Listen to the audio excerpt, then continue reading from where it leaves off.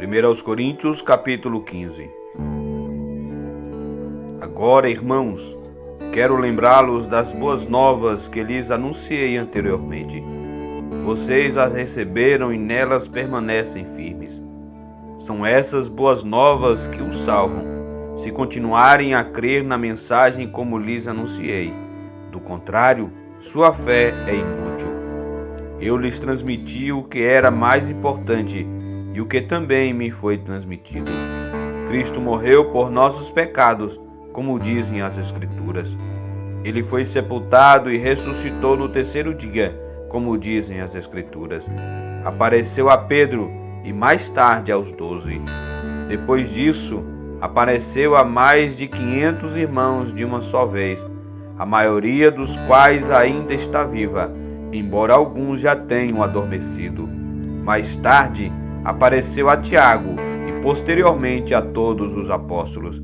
Por último, apareceu também a mim, como se eu tivesse nascido fora do tempo, pois sou o mais insignificante dos apóstolos.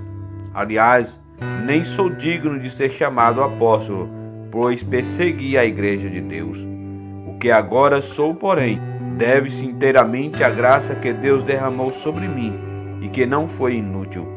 Trabalhei com mais dedicação que qualquer outro apóstolo e, no entanto, não fui eu, mas Deus que em sua graça operou por meu intermédio.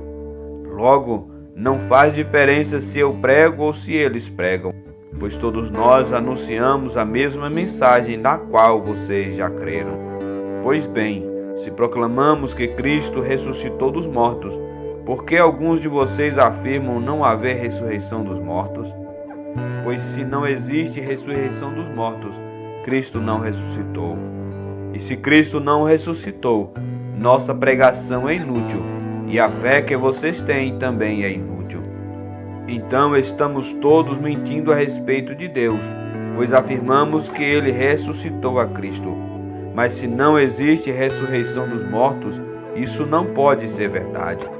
E se não existe ressurreição dos mortos, então Cristo também não ressuscitou. E se Cristo não ressuscitou, a fé que vocês têm é inútil, e vocês ainda estão em seus pecados. Nesse caso, todos que adormeceram crendo em Cristo estão perdidos. Se nossa esperança em Cristo vale apenas para esta vida, somos os mais dignos de pena em todo o mundo. Mas Cristo de fato ressuscitou dos mortos. Ele é o primeiro fruto da colheita de todos que adormeceram. Uma vez que a morte entrou no mundo por meio de um único homem, agora a ressurreição dos mortos começou por meio de um só homem. Assim como todos morremos em Adão, todos que são de Cristo receberão nova vida. Mas essa ressurreição tem uma sequência.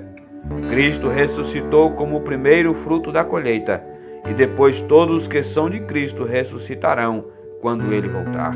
Então virá o fim, quando Ele entregará o reino de Deus, o Pai, depois de ter destruído todos os governantes e autoridades e todo o poder. Pois é necessário que Cristo reine até que tenha colocado todos os seus inimigos debaixo de seus pés. E o último inimigo a ser destruído é a morte. Pois as Escrituras dizem: Deus pôs todas as coisas sob a autoridade dele. Claro que quando se diz que todas as coisas estão sob a autoridade dele, isso não inclui aquele que conferiu essa autoridade a Cristo.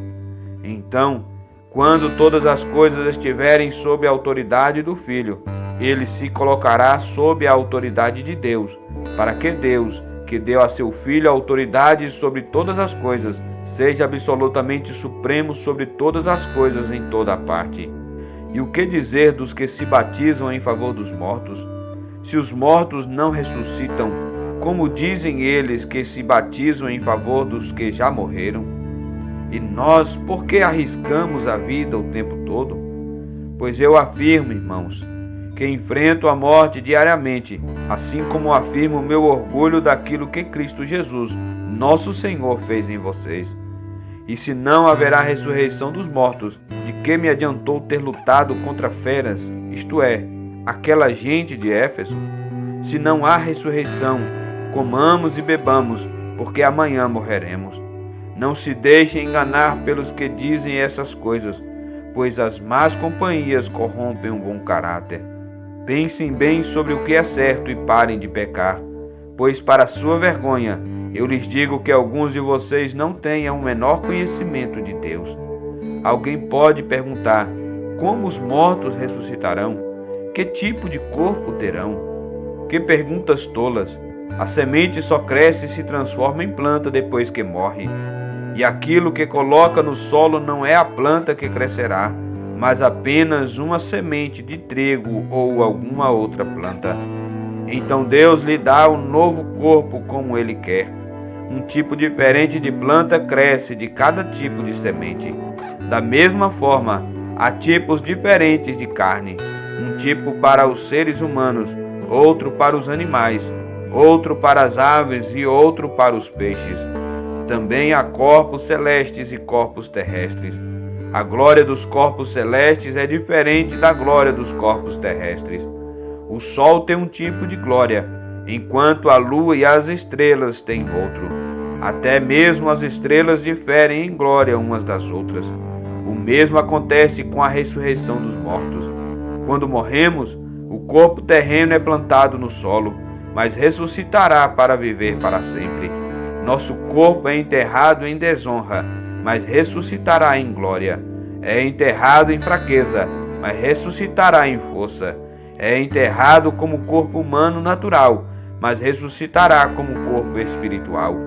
Pois assim como há corpos naturais, também há corpos espirituais. As Escrituras nos dizem: o primeiro homem, Adão, se tornou ser vivo, mas o último Adão é espírito que dá vida. Primeiro vem o corpo natural, depois o corpo espiritual. O primeiro homem foi feito do pó da terra, enquanto o segundo homem veio do céu.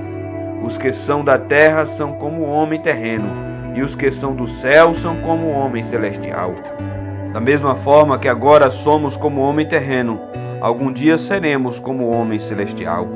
Estou dizendo, irmãos, que nosso corpo físico não pode herdar o reino de Deus. Este corpo mortal não pode herdar aquilo que durará para sempre. Mas eu lhes revelei um segredo maravilhoso. Nem todos dormiremos, mas todos seremos transformados. Acontecerá num instante, num piscar de olhos, o som da última trombeta. Pois quando a última trombeta soar, aqueles que morreram ressuscitarão a fim de viver para sempre. E nós que estivermos vivos também seremos transformados. Pois nosso corpo mortal precisa ser transformado em corpo imortal. Então, quando o nosso corpo mortal tiver sido transformado em corpo imortal, se cumprirá a passagem das Escrituras que diz: a morte foi engolida na vitória. Ó morte, onde está sua vitória? Ó morte, onde está seu aguilhão? O pecado é o aguilhão da morte que nos fere, e a lei é o que torna o pecado mais forte. Mas graças a Deus, que nos dá vitória sobre o pecado e sobre a morte por meio de nosso Senhor Jesus Cristo. Portanto, meus amados irmãos, sejam fortes e firmes. Trabalhem sempre para o Senhor com entusiasmo, pois vocês sabem que nada do que fazem para o Senhor é inútil.